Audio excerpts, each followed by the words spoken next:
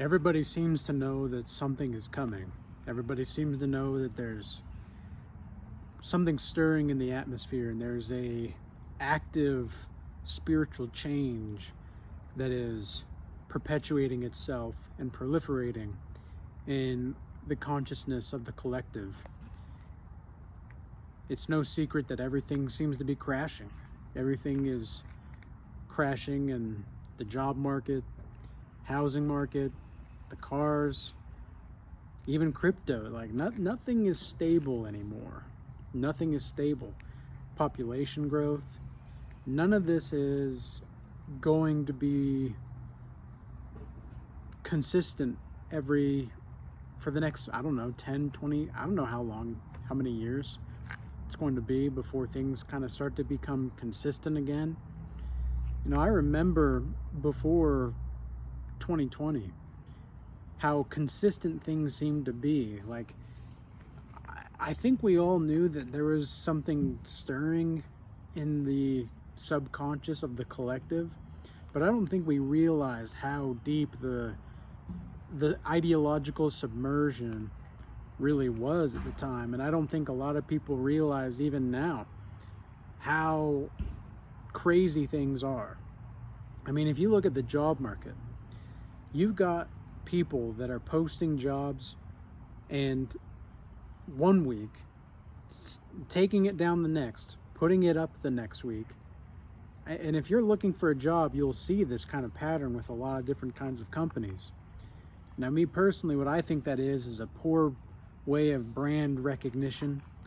And I think it's a bunch of lying and deceit that is happening on the behalf of the people at the company to make it seem like they're growing when they're really not. And there's also people that are in the job market that I know this guy who was one of the best leaders and managers that I ever had at a company. I was working with him for about a year, and it wasn't until about that year was up where he was let go without warning. We had no clue why. We didn't know what was exactly happening. We had no clue and no reason. We just showed up on Monday and was like, oh, by the way, the director of marketing is not here anymore. What do you mean, he's dead? Like, is he dead? Nope, he's just not here. Well, what did he do? Like, what happened?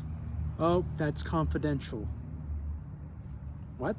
This guy was a competent leader that led by example. Why was he let go? And sure enough, you know, the reason that he was let go was because of his competency. It was exactly that. So you're being punished for your competency. And if you look at the car market, I mean, now me personally, I own, my car is just right here, a 2006 Honda Accord. It's all paid off, and I'm not going to need electricity to run it because it's operating on gas. So if the electrical grid goes out, like, I'm okay, I'm fine. But at the same time, there's only going to be a limited amount of resources available, right? Well, then you've got the other kinds of people that are in the car market that are paying like a mortgage for their car payments per month. This is insane. And I know people that have had $100,000 in car loan debt. Car loan debt, $100,000. Why? I don't know. You you tell me why. These people were, the thing is like, these people seemed like they had their head on straight. They knew what they were doing in life. They had a decent job. And yet they are like the richest broke people I've ever seen in my life. They make so much money, and it's not even like they're millionaires or anything, but they're living well. Okay, these were people that were making over six figures.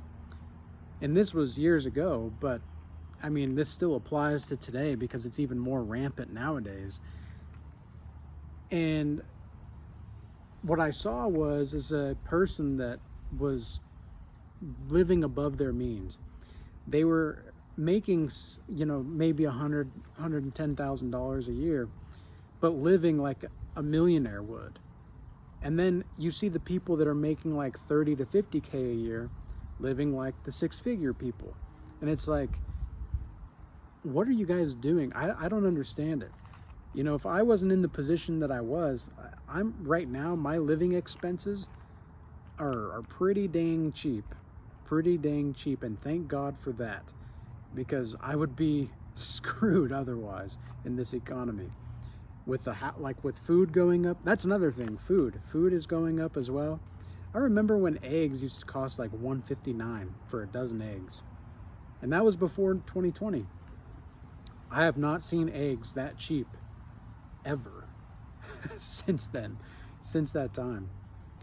And I mean, it was probably even before that, maybe 2013 to 2015, but still, like, at least where I live, a dozen eggs is like $3.79 or something like that.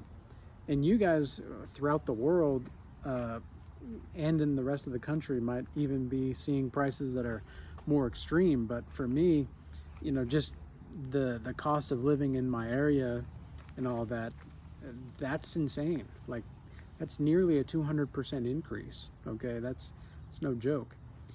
So then you've got the housing market, right? You've got more people than ever that are renting nowadays.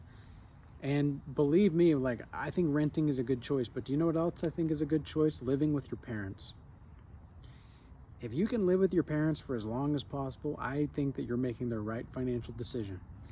I didn't understand why at the time, but my family, as soon as I turned 18, it was like, because I was not only the oldest child, but it was like they told me that, well, this is how it was when I was 18. I left and, you know, I had to go do my own thing, and so you're gonna have to do that too. And at the time I was like, what? And I had to get my own phone payment. I had to get like my own car insurance and all that. Like, I didn't understand.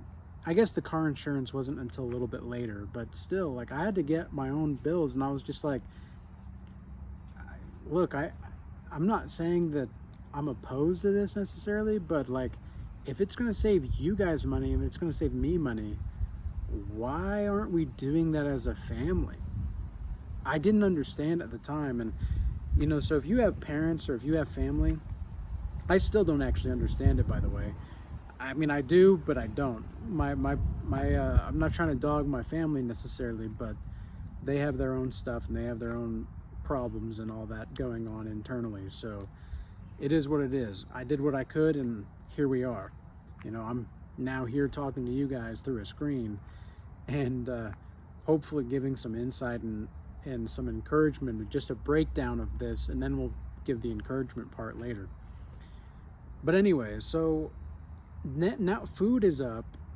I mean, phone bills are up. People are paying like $1,000 for a new phone, if not more, for a new phone. I had to get this new phone. I have an iPhone 13, and I had to get this new phone that I'm filming on right now. I had to get this phone maybe almost a year ago or so, and the only reason that I got it was so that I could have a portable camera like I do now. Like, I can have this portable camera, so I can have like this all-in-one camera, microphone, and computer, basically. Before that, I had the same phone, which was an iPhone 6, for like nearly a decade. And I didn't want to get a new one because I didn't need it. I didn't need a new one. I didn't need a new phone. Just like my car. I don't need a new car right now. And thank God for that. I don't need a new car. I don't need my bills to go up any more than they need to. And at this point, I'm selling a lot of my stuff at this point. I'm selling a lot. I'm getting rid of a lot of stuff. You know, when there's a storm of some kind, and there's like some, like there's just things going on. It's like the fruit left over on a fruit tree that is no longer good. And when the storm comes, the fruit that's no good drops to the ground, or that is ready to go drops to the ground. But meanwhile, everything that's still ready to go, everything that's still bearing itself is coming into fruition. It's kind of like what it is right now for myself in my life. I'm letting the season of storms, which have been pretty consistent, now take lessons from these storms and take lessons and understand where I'm coming from and where I'm going exactly, and let what is dead just die away. Learn the lesson and move on. But then you've got the housing market, right? So you've got people that are renting more than ever. You've got houses that people will not be able to pay off for their whole life. Like literally their whole life. Some of these people cannot be able to afford their housing. And even then, you've got, like, if you have a certain amount of HOA fees or whatever, like, imagine this. Let's say you're making, actually, let's just do the bills first. Let's say you've got a mortgage payment, and it's a very conservative mortgage payment. Let's say it's $1,200. You've got a car payment, which I never recommend getting a car payment, by the way. If you're gonna buy a car, buy the car. And I learned that the hard way myself. But anyway, so you've got a $1,200 car payment, you've got maybe a $300, $1,200 house payment, $300 car payment, food and gas and everything like that. What is that? At least another $300 for the month minimum, depending on how many people are in your family and what kind of, like, where you're at. Okay, so that's, that's like, it's $1,800 right there. That's not including insurance. It's not including health or car insurance. I literally, at this point, I got rid of my health insurance as of this month. I got rid of it because I just can't afford it. Like, seriously, I just can't afford it. Plus, it's a scam. Like, it's a scam of a thing. Health insurance is a bunch of BS. You've got to pay like $200+ a month, depending on how much you're making and who your plan is, right? Give or take. You've got $200+ a month, conservatively, for no guarantees, where you're going to have to pay a deductible anyway. And even if you do pay the deductible and the insurance starts to cover you, you have to pay a percentage of that. Are you kidding me? It would be better to just save the money that you're making, and just, if the time comes when you have to go to the hospital or something, that's when you pay. But no, the health insurance here in America it's screwed, man. It's just screwed. And then that's not even, I forgot one of the major things. Relationships are crashing. The family's crashing. I mean, this is where we're at. So, okay, I don't want to be like a Debbie Downer, but like, this is just breakdown of some of the things that are happening. And I'm sure I'm not even covering everything that I probably could be covering right now. But what's next? Like, what do we do from here? Well, we got to make sure that we're self-sustainable. We've got to make sure that we're living our own lives. If we're seeing the writing on the wall, we've got to do something about it. And what that means is to start actually preparing. Like, if you need to get that second job, get that second job.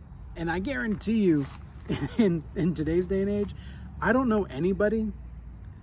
I don't know, like, okay, maybe that's not true. I do know some people, but I only know a few people that can actually live a prosperous life without second or third incomes. Myself right now, I've got 4 revenue spaces coming in. 4. And I don't even have like and none of that is actually like a main job at this point. None of that is a main job. And it's still not quite enough. And even though it's like a little bit here and there, and that helps a lot, don't get me wrong, it helps a lot. But But the thing is like, many people cannot survive. What in the world is happening over there? Many people cannot live and survive even without having more than one job. Isn't that what we went to college for? Right? We've got debt coming out the wazoo. That's another thing. Stop getting in debt. Like, literally, you're making love to the bank whenever you go into debt. And you're just telling them that you want to be more involved with being in debt and being someone that is not going to be able to pay for themselves. Whenever you borrow from the bank, that's what happens. And you know what's crazy is my brother, when I was like 20, he was about 18. And this guy, like my brother at the time, he got a new car. It was a Porsche. It was a Porsche at the time. It was like 15 grand or something for this super old Porsche that was not even in the best of conditions. But it was a Porsche. And my brother got a Porsche. This 18-year-old kid was able to do that. And some stupid car salesman sold it to him, knowing that he probably couldn't afford it. Why did my brother do that? Well, he told me the reason why at the time. And I don't know if it's true to this day, but so I'm not going to necessarily say it. But his reasoning was out of validation purposes, basically. And I don't know if that's true, but because he didn't really seem shamed or shameful of it or anything. But the guy didn't even have it. My brother did not even have it for a year or two, and he got in a terrible accident. Like, the car that hit him literally went over the Porsche, drove over it. The car was totaled, and yet he still owed thousands and thousands of dollars. It was a terrible financial decision, but I learned a lot from that, just watching what happened and how things unfolded. And my brother did too, for sure. But what I saw was that these people that are salesmen, they don't care. They're going to get paid either way if they sell you the car. They don't care. And they have to meet a certain criteria every month. Otherwise, like, they get berated from their boss.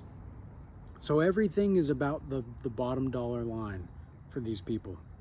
And it's unfortunate, but it is the way that it is. And the only thing that we can do is to strive to make better decisions.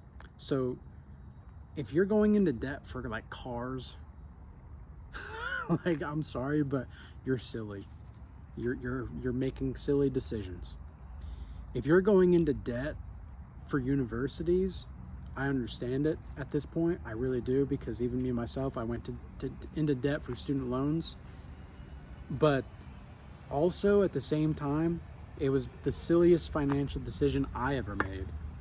Because what I could be doing right now, look at what I'm doing. I'm not trying to like boast or anything here, but I'm literally talking to you guys through a screen like anybody else in the world could do. And this is one of the ways I'm getting revenue right now. Okay. This is it.